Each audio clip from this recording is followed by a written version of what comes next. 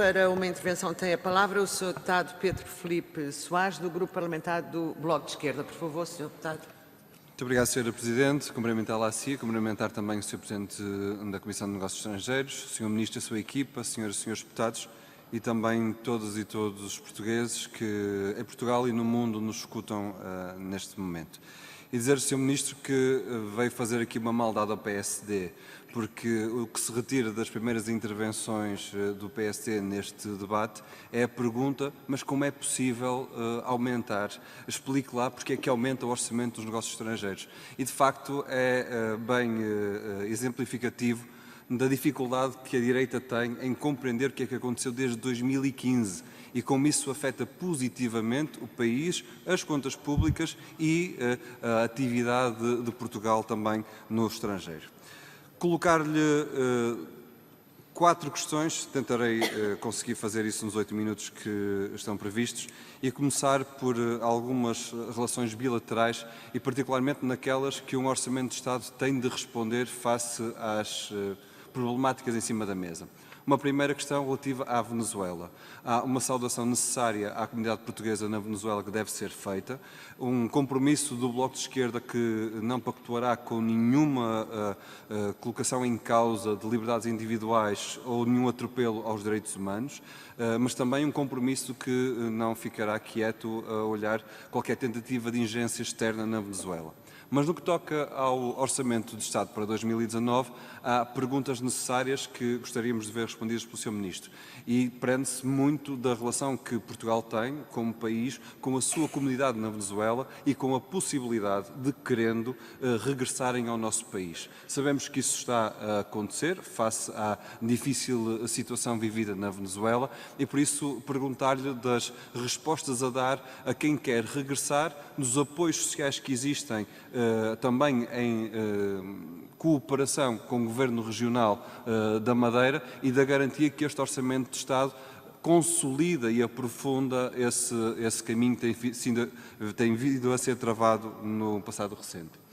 A segunda pergunta, também numa questão bilateral e decorrente de alterações políticas profundas que teremos no próximo ano, tem a ver com o Brexit e com a necessidade de acautelar, do ponto de vista do Governo português, do Ministério dos Negócios Estrangeiros, a salvaguarda dos interesses da comunidade portuguesa no Reino Unido, a garantia que temos reforço das presenças consulares e do apoio junto à nossa comunidade para enfrentar aquele que é, neste momento, o possível desfecho das negociações, que é o desfecho de um hard Brexit, onde nós sabemos que o fundamental da divergência se prende exatamente quer com a circulação de pessoas, quer com a forma como os imigrantes são considerados do ponto de vista de direitos no Reino Unido.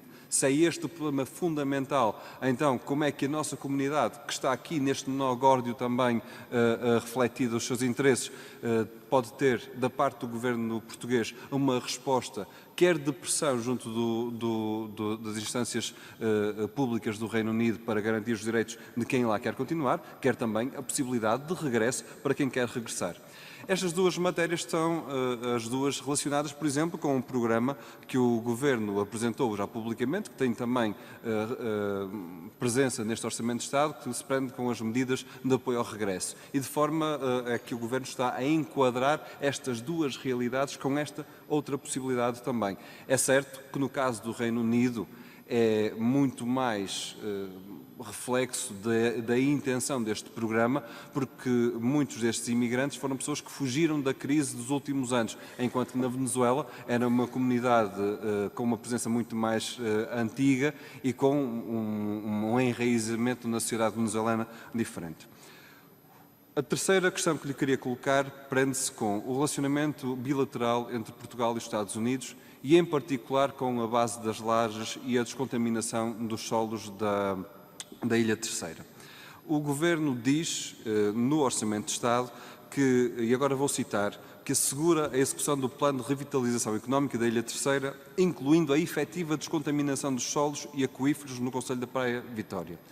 Nós saudamos esta posição, não esperávamos outra que não esta, temos-nos batido para que o Governo faça este reconhecimento.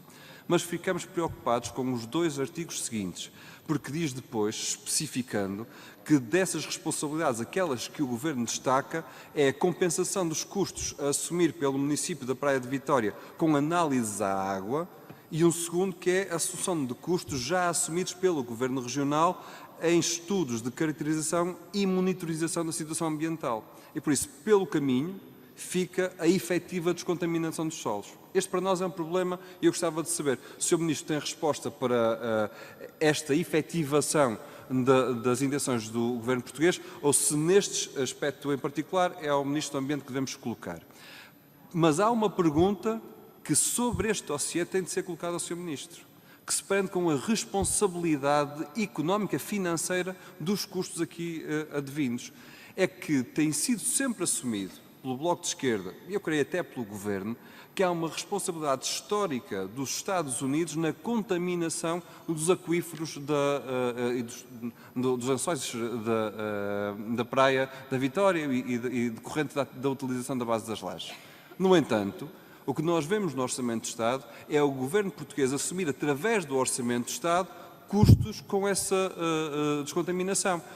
Parece aqui haver uma absolvição das responsabilidades dos Estados Unidos da América nesta matéria. E isso para nós é uma preocupação.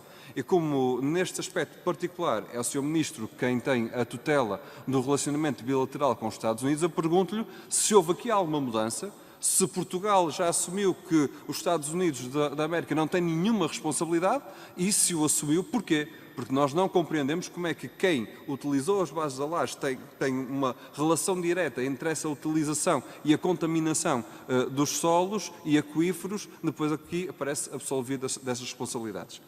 Um último tópico tem a ver exatamente com o tema dos vistos gold e com a forma como a própria AICEP olha para o investimento estrangeiro em Portugal.